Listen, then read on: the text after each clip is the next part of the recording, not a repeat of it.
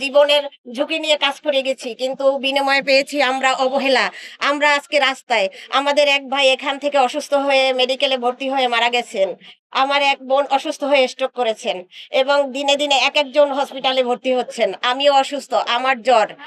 এখন আমরা মাননীয় প্রধানমন্ত্রীর কাছে একটাই দাবি জানাচ্ছি যে আমাদের একটা ব্যবস্থা করে দেওয়া হোক। আমাদের ইউনিয়নে স্থায়ী কাজের ব্যবস্থা করে দেওয়া হোক, একটা প্রাণী সেবা কেন্দ্র করে দিয়ে। আমরা খামারিদের উন্নয়নে কাজ করতে চাই, আমরা দেশের জন্য কাজ করতে চাই। এটা তো মাননীয় প্রধানমন্ত্রী আপনার খুশি হওয়ার কথা, যেখানে আমরা কাজ করে খেটে খেয়ে বাঁচতে চাই। আমরা তো হাত পেতে ভিক্ষা চাচ্ছি না।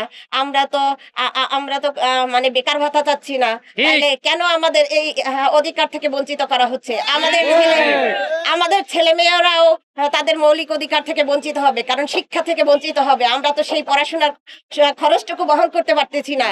আমরা তাদের ডাল ভাত খাওয়ানো তো দূরের কথা, আমরা কি দিয়ে পড়াশোনা করবো? হতাশায় পড়ে গেছি। আমার মেয়েটা এসএসসি পরীক্ষা দিয়েছে, তাকে যে আমি এইচএসসি তে সায়েন্স দিব সেই ভরসা তো আমার নাই।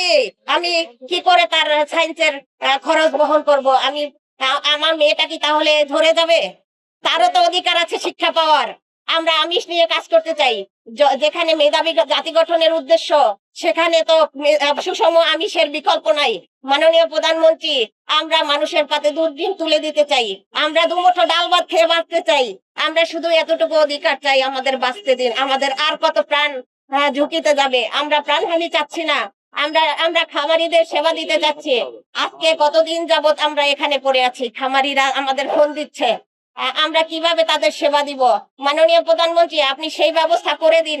আমরা আমরা খামারিদের হতাশ করতে চাই না। আমরা বলেছিলাম যে আমরা আপনাদের পাশে আছি, পাশে থাকবো। এখন তো আমরা সেই ওয়াদাটুকু রক্ষা করতে পারতেছি না। মাননীয় প্রধানমন্ত্রী, আমাদের হতাশ করবেন না। আমাদের একটা ব্যবস্থা করে দিন, ইউনিয়নে একটা ব্যবস্থা করে দিন। আমরা তো কাজেই চাই।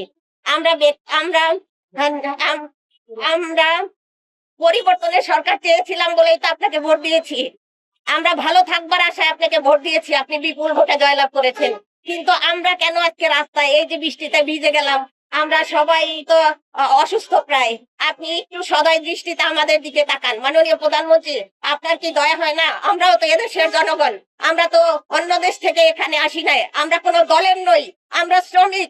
আমরা শ্রম দিয়ে দেশের সেবা করে নিজে ডাল ভাত খেয়ে বেঁচে থাকতে চাই। আমরা খেটে খেয়ে বাঁচতে চাই।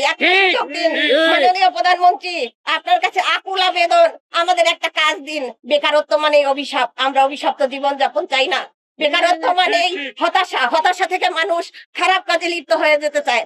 আমরা কোনো খারাপ কাজে লিপ্ত হইতে চাই না।